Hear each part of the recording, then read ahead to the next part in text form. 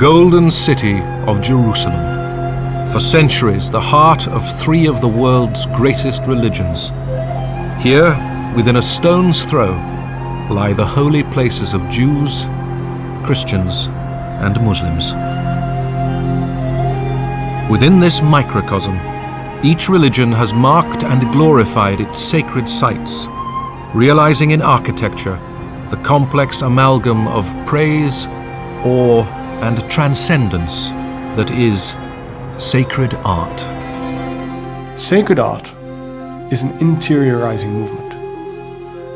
It's calm, and there's light and silence. It leads you towards contemplation. And that is true for sacred art, if it's properly sacred, wherever it is. To the faithful, the significance of religious art far exceeds its artistic merit, great though that may be, and on the rare occasions when its loss occurs, the impact is immense.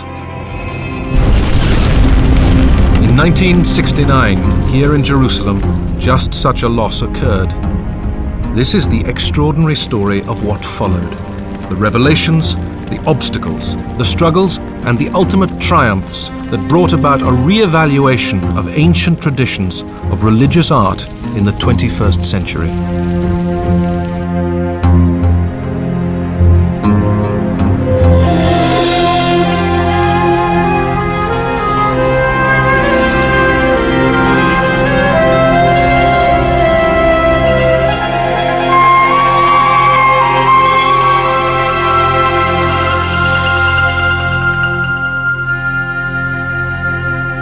Dominated by the historic Dome of the Rock, the old city of Jerusalem is a holy place for Christians, Jews, and Muslims.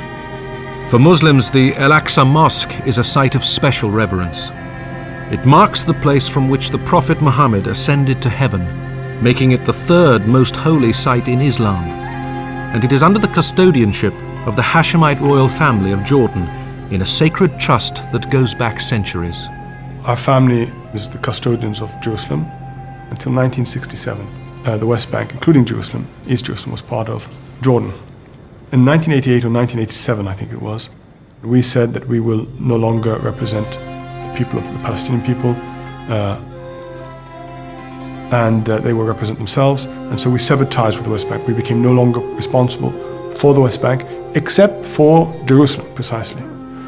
And our peace treaty with Israel in 1994 recognizes, the Israelis recognize our special significance, our custodianship of Jerusalem.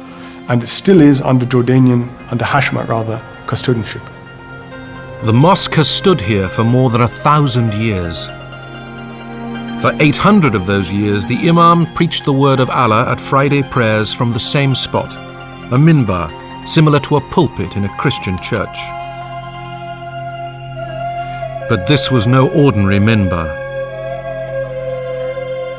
The Al-Aqsa minbar was known throughout Islam, and its fame went far beyond, attracting attention from experts and academics all over the world. Now, all minbars are sacred objects, sacred to the word of Allah, but this one has a very, very particular significance for two reasons. One, it's a magnificent example of Islamic art from the heyday of Islamic art in the 12th century. And secondly, because it has a really remarkable history. The story of the Al-Aqsa Minbar is rooted in the Crusades. During the Middle Ages, roughly around the time that Britain was experiencing the Norman conquest, the eastern end of the Mediterranean, particularly that part known as the Levant, seemed to be a permanent battlefield.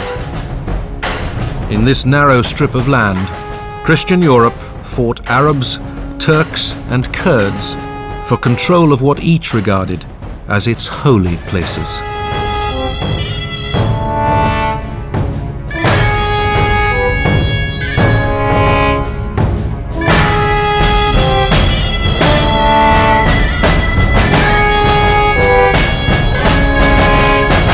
The low point, from the Muslim point of view, came with the brutal taking of Jerusalem by the Christian Crusaders in